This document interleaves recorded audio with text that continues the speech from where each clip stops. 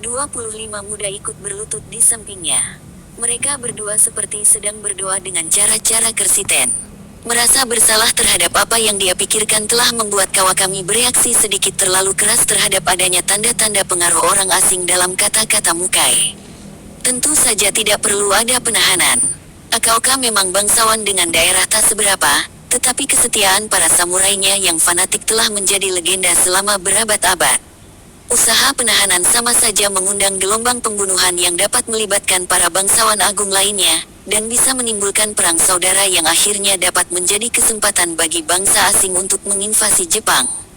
Jika bangsawan agung Akaoka harus disingkirkan, harus menggunakan cara yang tidak langsung. Cara-cara yang sudah mulai direncanakan dan disiapkan oleh Kawakami. Belum perlu, kata Kawakami.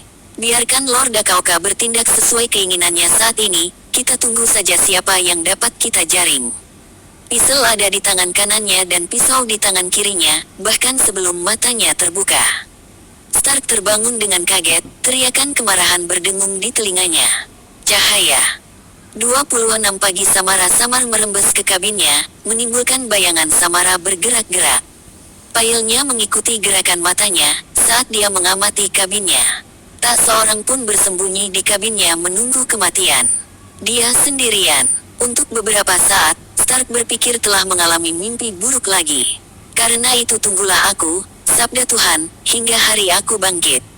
Stark mengenali suara Cromwell datang dari di atasnya. Dia menarik napas dan menurunkan senjatanya.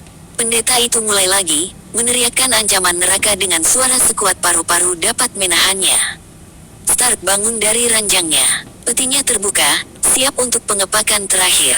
Dalam beberapa jam, dia akan berada di pantai, di daerah baru. Stark merasakan kenyamanan berat senjatanya di tangan. Colt Army kaliber 44 model revolver dengan laras sepanjang 30 cm. Hanya dalam sedetik, Stark dapat menarik senjata seberat 1 kg itu dan menembakkannya, tepat mengenai badan orang dalam jarak 6 meter. Rasio keberhasilan tembakannya adalah 3 dari 5 tembakan pertama, disusul 2 kali tembakan kedua. Dalam jarak 3 meter, dia bisa menembak daerah 27 antara dua mata dengan tepat dalam tembakan pertama, atau menembak dengan tepat mata kanan atau kiri, dengan rasio keberhasilan 2 dari 3 tembakan.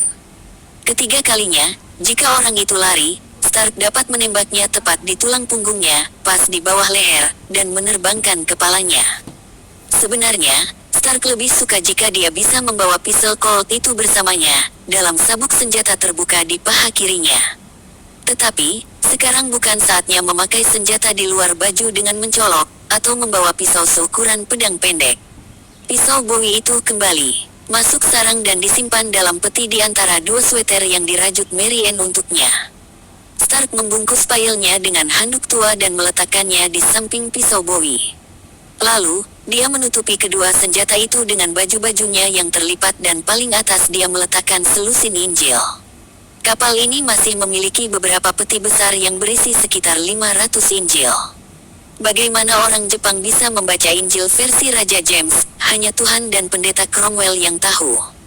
Bagi Stark, itu tidak menjadi masalah sama sekali. Ketertarikannya pada Injil dimulai dan diakhiri pada baris kedua kitab Kejadian.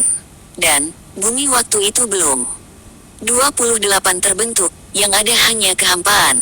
Dan kegelapan meraja di seluruh semesta. Lagi pula, Stark yakin bahwa dia tidak akan diminta untuk berkhotbah.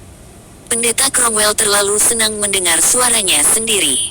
Stark punya senjata kedua, pisau saku Smith dan Wesson kaliber 32 yang kecil dan praktis. Pisau itu cukup untuk disembunyikan di balik jaket dan cukup ringan untuk disimpan di saku dalam di sebelah kiri rompinya, tepat di atas pinggang. Untuk menariknya, Stark harus melintangkan tangannya, masuk ke jaket hingga jas saku dalam rompinya. Dia mencoba beberapa kali, berlatih hingga tubuhnya mengenali gerakan yang harus dilakukan, sehingga dia mampu menarik pisau itu dengan cepat. Stark tidak tahu kemampuan pisau kaliber 32 dalam menghentikan seorang musuh. Dia berharap pisau ini lebih baik daripada kaliber 22 yang dia punyai sebelumnya. 5 peluru dari kaliber 22 bisa mengenai seseorang, tetapi jika orang itu cukup besar, cukup marah, atau cukup berani, dia akan tetap bisa melawan. Darah mengalir dari wajah dan dadanya, pisau bohnya sepanjang 25 cm ganas mengincar perut, dan perlu pukulan keras pada tulang tengkoraknya dengan gagang pisau yang telah kosong untuk bisa merobohkannya. 29 Stark memakai jaketnya, mengambil pi dan sarung tangannya, dan menaiki tangga. Tepat saat dia tiba di dek, Cromwell dan tunangannya, Emily Gibson, mengucapkan amin sebagai penutup doa dan berdiri. "Selamat pagi, Saudara Matthew," sapa Emily. Dia mengenakan pibonet bergaris yang sederhana, mantel dari kain murahan dengan bantalan katun yang tak beraturan, dan sebuah scarf wol tua melingkari lehernya untuk menahan dingin. Seberkas rambut emasnya keluar dari pi di dekat telinga kanannya. Emily memasukkan tambut itu kembali ke pinya, seakan-akan itu adalah kejadian yang memalukan. Seperti ungkapan dalam Injil, "Jangan perlihatkan mutiaramu di hadapan seekor babi, karena dia akan menginjak-injaknya, lalu berbalik dan mengoyak-ngoyak dirimu." Lucu, Emily membuat Stark teringat pada ungkapan-ungkapan dalam Injil. Mungkin dia memang ditakdirkan menjadi istri seorang pendeta. Kerutan khawatir sekejap menghiasi alis Emily sebelum matanya yang biru kehijauan kembali bercahaya, dan dia pun tersenyum pada Stark. "Apakah suara doa kami membangunkanmu?" 30 Stark menjawab, "Apa ada cara lain yang lebih baik untuk membangunkan orang selain suara yang menyerukan kata-kata Tuhan?" "Amin, Saudara Matthew," kata Cromwell. "Bukankah ada ungkapan, 'Aku tak akan tidur atau memejamkan mataku sebelum aku menemukan tempat untuk Tuhan'?" "Amin," sahut Stark dan Emily berbarengan. Cromwell dengan agung menunjuk ke arah daratan. "Lihatlah di sana, Saudara Matthew. Jepang. 40 juta jiwa yang dikutuk dalam siksaan abadi kecuali jika Tuhan mau mengampuni dan kita berusaha menolong tanpa pamrih." Bangunan menutupi daratan sejauh mata Stark memandang. Sebagian besar adalah bangunan rendah dan kumuh yang tingginya tak lebih dari 3 tingkat.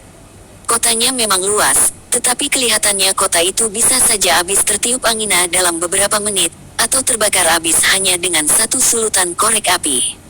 Kecuali deretan istana di sepanjang pantai itu, dan benteng putih tinggi beratap hitam yang berjarak sekitar 15 km dari pantai. "Apakah Anda siap, Saudara Matthew?" tanya Cromwell. "Ya, Saudara Zephaniah. Aku siap, jawab Stark.